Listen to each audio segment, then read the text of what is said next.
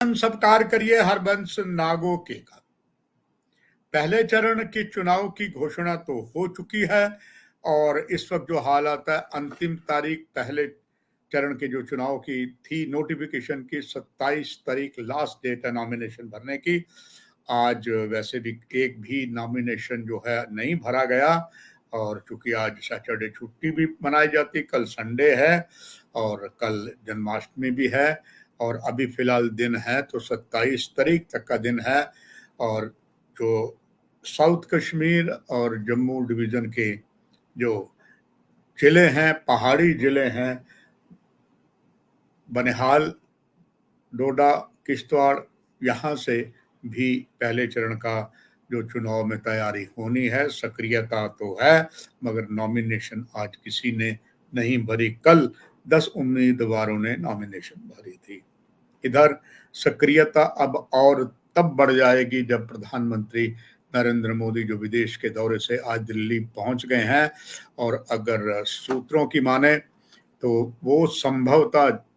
जम्मू में एक road show, विशाल road show कर सकते हैं, जो भारतीय जनता पार्टी में जो इस समय कुछ मनोबल गिरा हुआ है उसमें बहुत ज्यादा तेजी आएगी, ऐसी संभावना है। अभी तारीख कोई तय नहीं की गई है मगर ये तय हो गया है कि प्रधानमंत्री नरेंद्र मोदी एक जम्मू में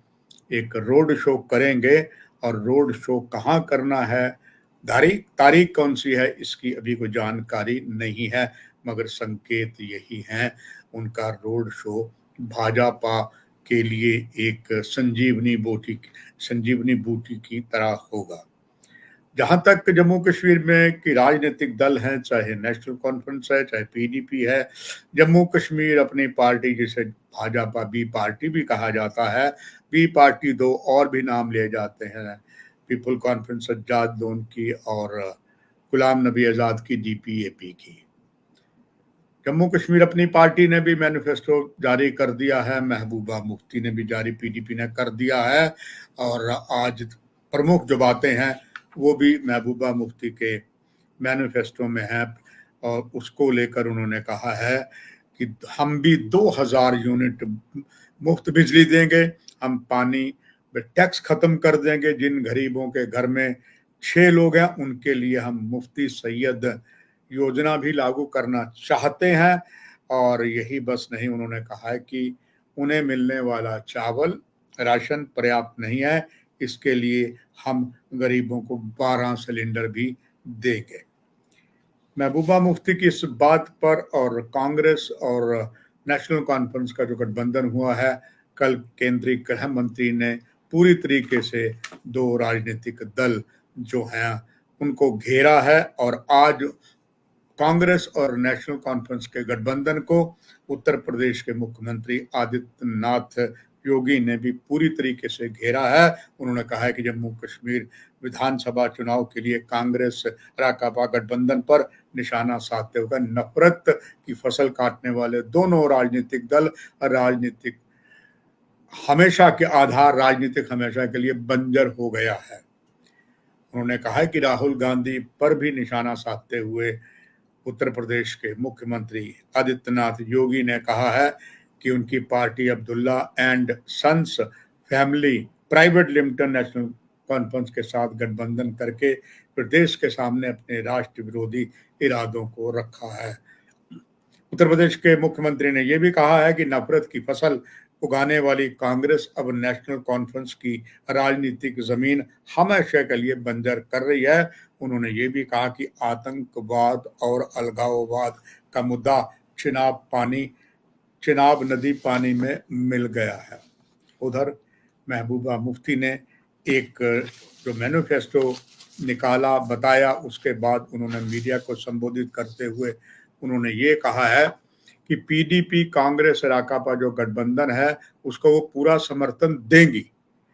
अगर वह पार्टी के एजेंडे को स्वीकार करने के लिए तैयार हैं तो जम्मू कश्मीर विधानसभा चुनाव की सभी सीटें गठबंधन पर हम छोड़ देंगी, ये महबूबा मुफ्ती ने कहा। यानी कि राजनीतिक पैंतरा महबूबा मुफ्ती ने पूरा इसमें रखा है। महबूबा मुफ्ती ने कहा कि भाजपा के साथ गठबंधन से भी इनकार किया है, जिसके साथ पीपल डेमोक्रेटिक पीडीपी ने पहले गठबंधन सरकार चलाई थी। पीडीपी ने तो कांग्रेस के साथ भी सरकार चलाई थी, भारतीय जनता पार्टी के साथ भी चलाई थी, और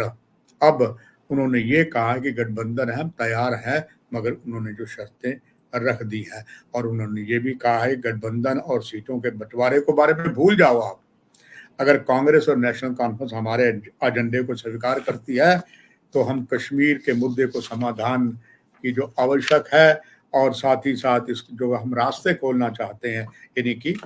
पाकिस्तान के साथ या पीओजे के साथ, उन सभी सीटों पर चुनाव लड़ने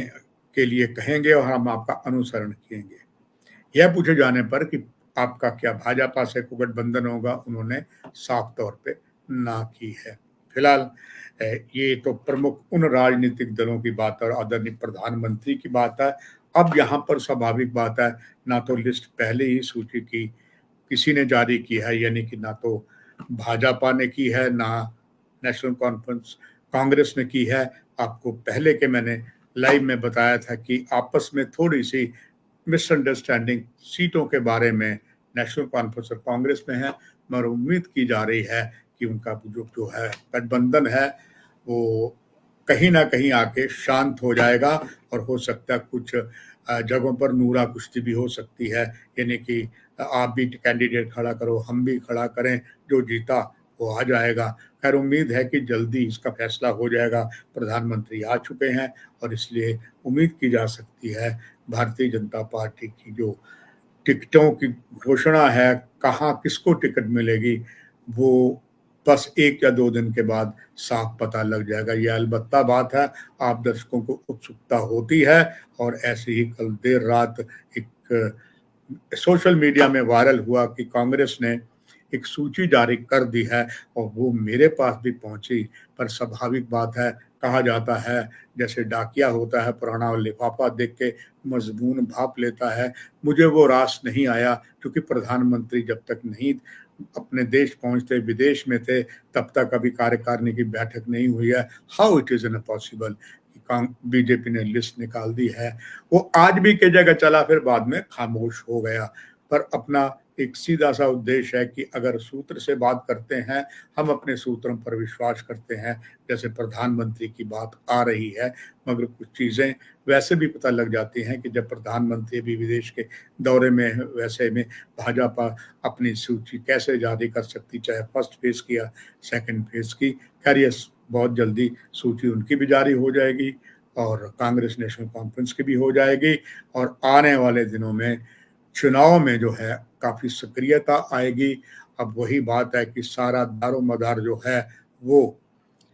सारे मतदाताओं पर है, मगर अब सोशल मीडिया, और ये पहली बार हुआ है कि जम्मू कश्मीर में जो विधानसभा के चुनाव हो रहे हैं, और वो भी 10 सालों के बाद, पूरा नेशनल मीडिया के समय नज़र ठीक उस तरह जैसे अमरनाथ का आंदोलन हुआ था भूमि को लेकर, उस समय भी मैंने कवरेज की थी। उस वक्त भी पूरा जो मीडिया है वो जम्मू पर केंद्रित हो गया था। इससे पहले जम्मू को कभी तहरीर नेशनल मीडिया पे नहीं मिली, और अब जिस तरीके से पूरा national media, social media, print media, even विदेशी मीडिया, हालांकि वो अगर यहाँ आता है उसके लिए बाकायदा उसे सरकार से परमिशन लेनी पड़ेगी, मगर जो कुछ दिखाया जा रहा है कश्मीर में, कई आपने चैनलों में देखा कि उनके जो संवाददाता रिपोर्टर वो बात श्रीनगर में कर रहे हैं, और वो लगभग सारे ही भाजपा को लगभग नकार रहे हैं, और उन्होंने ये भी कहा है कि जो धारा 370 हटाई गई है